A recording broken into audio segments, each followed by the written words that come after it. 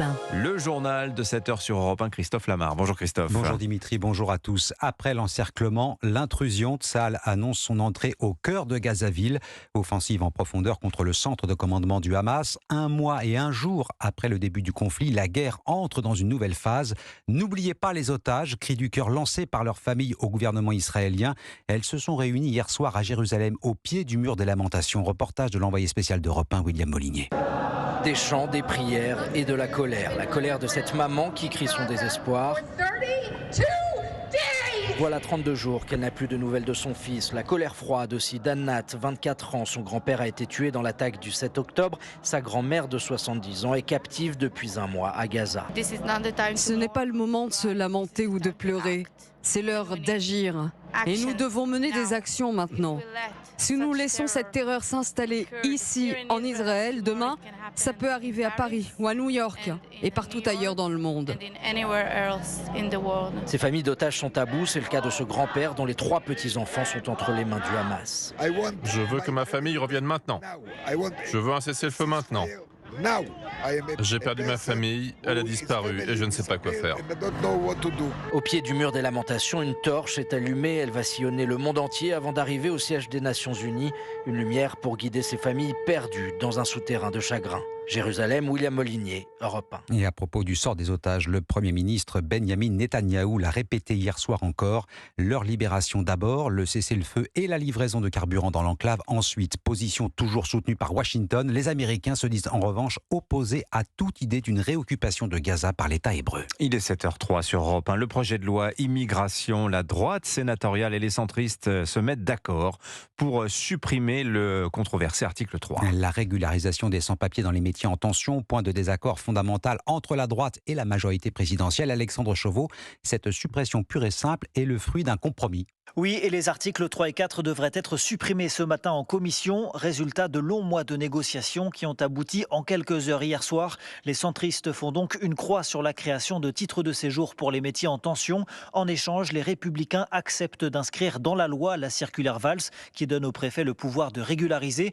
mais en imposant un durcissement de ces critères. Bruno Retailleau, président du groupe LR au Sénat. L'idée, ce sera d'imposer au préfet un examen non seulement de l'activité professionnelle, mais qu'il soit apte à s'intégrer dans notre société, qu'il respecte notre mode de vie, qu'il n'ait pas eu de condamnation. On aura des conditions de régularisation beaucoup plus strictes. Je considère que c'est donc une excellente solution. Le texte devrait donc être adopté d'ici la fin de la semaine au Sénat avec un projet de loi largement réécrit par la droite.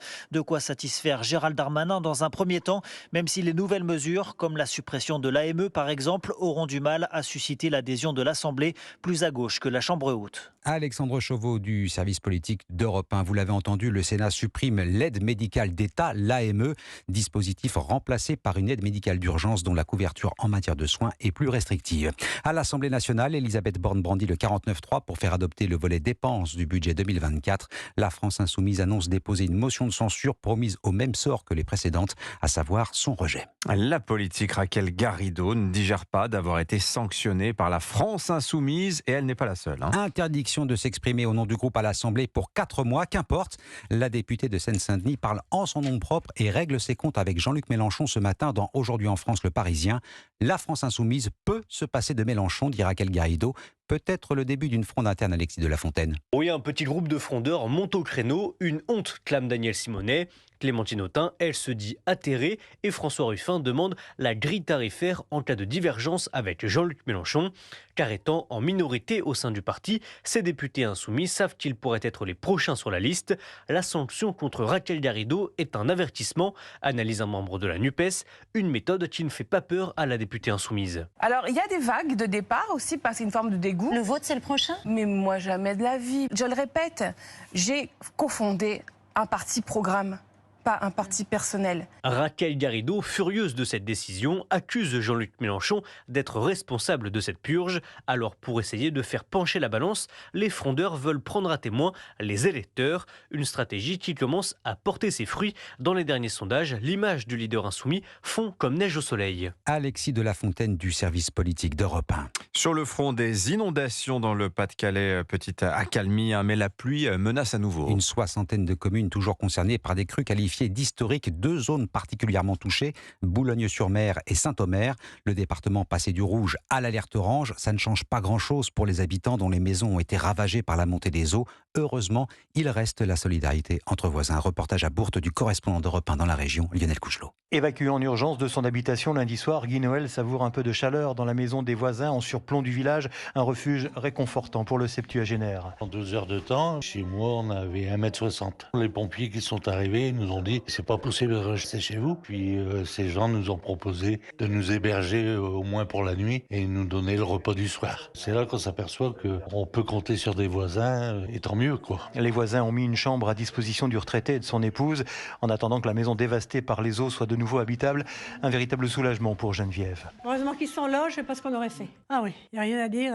C'est vrai que c'est une aide formidable. Une solidarité naturelle dans un village où tout le monde se connaît, selon Théo, le fils de la famille d'accueil. C'est venu naturellement. En voyant les dégâts et les personnes traumatisées, on était obligés, entre guillemets, d'accueillir des personnes vu la situation. Et c'était important de tous être solidaires. Un geste qui atténue un peu le traumatisme de ce couple de retraités qui subit sa 3e inondation majeure en l'espace de 20 ans. Lionel Couchelot, envoyé spécial d'Europe 1 dans le Pas-de-Calais. Le ministre de l'Intérieur Gérald Darmanin et Christophe Béchu pour la transition écologique sont attendus sur place ce matin à 10h. Un juge d'instruction nommé dans l'enquête sur les tags d'Étoile de David à Paris et dans sa région. Et selon les enquêteurs, la piste d'une action commanditée depuis la Russie n'est pas à exclure. Confirmation d'une information qu'Europe 1 vous révélait la semaine dernière. Vous connaissez Barbe Bleue, le célèbre conte de Charles Perrault. Le voilà en bande dessinée. Inspiré du conte, oui, mais adaptation d'un roman au départ d'Amélie Nothomb, une première pour l'auteur belge Sébastien Bordenave. Oui, alors ayons une pensée pour ceux qui n'apprécient pas particulièrement l'autrice belge à chapeau. Tous les ans, ils risquent de voir sortir en librairie le nouveau roman de la rentrée, puis dans la foulée, la version en BD d'un de ses livres passés. Et c'est ce qui va sûrement arriver tellement le sens de l'intrigue et le style unique d'Amélie Nothomb collent parfaitement au format BD. Camille Benyamina, la dessinatrice, a beaucoup œuvré dans l'illustration jeunesse. Elle en a gardé une douceur graphique réconfortante. Elle a bossé dans les jeux vidéo aussi. Elle en a gardé le sens du rythme. C'est l'histoire de Saturnine, une jeune femme qui postule pour la location d'un appartement. Inquiétude, les 8 femmes qui l'ont précédée ont toutes disparu. En fait, l'appart est un hôtel particulier, la chambre est une suite, salle de bain en marbre. Seul impératif, interdiction absolue d'entrer dans une chambre noire qui sert à développer des photos. Tension. En avant-propos, la dessinatrice écrit « Je remercie Amélie Nothomb d'avoir accepté de me confier son enfant ». On confirme, Barbe Bleue en BD de Camille Benyamina et Amélie Nothomb chez Albin Michel est un beau bébé. Sébastien Bordenave, tiens, compte cruel pour le PSG en Ligue des Champions. Les Parisiens battus 2-1 hier soir par l'AC Milan. Et puis ce soir à 21h, Lens se déplace sur le terrain du PSV Eindhoven. C'est toujours de la Ligue des Champions, bien sûr. Tout à fait. Merci beaucoup Christophe Lamar. C'était votre journal. Il est 7h.